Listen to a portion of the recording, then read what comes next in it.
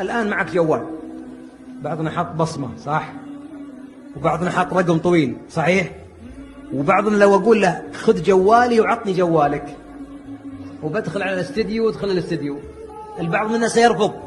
ستقول له في شيء؟ قال لي والله يا شيخ. السؤال بس البسيط، هل الله يعلم هذا الشيء؟ بلا شك لو قال لا كفر. الله عليم حكيم، الله يعلم ما تكن صدوركم، وهو بجوالاتكم الله يحفظ. الله عليم، يعلم ما أنت سويت البارح واللي قبله والسنين الماضية كلها، ربي عليم.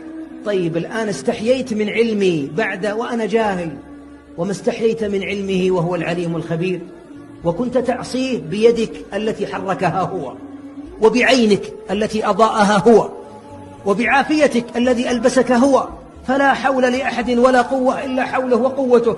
أين الله؟